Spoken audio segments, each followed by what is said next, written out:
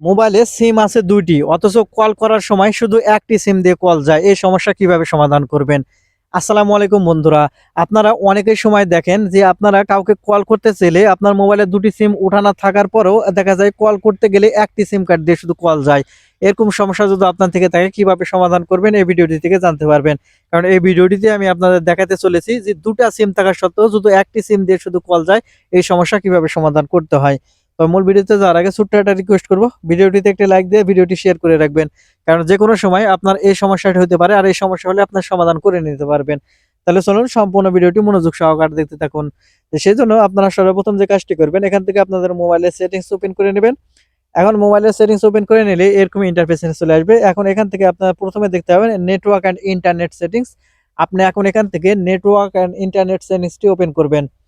এখান থেকে আপনি network and internet settings open করার সাথে সাথে এখান থেকে আপনাকে এরকম ইন্টারফেসে নিয়ে আসবে। এখন আপনারা ২ নম্বরে একটি অপশন দেখতে পাবেন সিম কার্ড অ্যান্ড মোবাইল নেটওয়ার্ক। আপনি এখন এখান থেকে সিম কার্ড অ্যান্ড মোবাইল নেটওয়ার্ক এই অপশনের উপর ক্লিক করবেন। সিম কার্ড অ্যান্ড মোবাইল নেটওয়ার্কের উপর ক্লিক করার পর একটু স্ক্রল করে আপনারা যদি নিচের দিকে চলে আসেন, তারপরে এখানে আপনারা দেখতে পাবেন ফোন কল নামের একটি অপশন। আপনারা এখন এখান থেকে যে কাজটি করবেন ফোন কল এই অপশনের উপর ক্লিক করবেন। তাহলে এখানে দেখতে পাবেন সিম 1, সিম 2 এখানে দেখতে পাচ্ছেন কিন্তু সেটা কিন্তু চলে আসতেছে সিম 1 আর সিম 2। আর উপরে যদি আপনি লক্ষ্য করেন দেখতে পাচ্ছেন আস্ক এভরি টাইম নামের একটি অপশন। আপনি যে কাজটি করবেন এখান থেকে আপনি আস্ক এভরি টাইম এই অপশনটি সিলেক্ট করে দিবেন।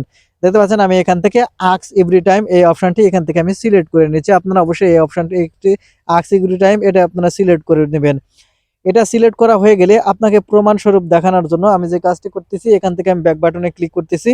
আমি এখান থেকে এখন ব্যাক বাটনে ক্লিক করব। ব্যাক বাটনে ক্লিক করে আপনাদের প্রমাণ সহ দেখিয়ে দেব। দেখতে পাচ্ছেন সেজন্য আমি এখান থেকে ব্যাক বাটনে ক্লিক করে আসার পরে যদি এখান থেকে আমি কলিং এ ক্লিক করি, একটি নাম্বার সিলেক্ট করে নিলাম। সিলেক্ট করে দেখেন কলে ক্লিক করার সাথে সাথে দেখতে পাচ্ছেন সিম 1 এন্ড সিম 2 এখান থেকে চলে এসেছে। আমি যে সিম দিয়ে কল করতে চাবো এখান থেকে সেই সিম দিয়ে কিন্তু এখন আমি এখান থেকে কল করতে পারবো।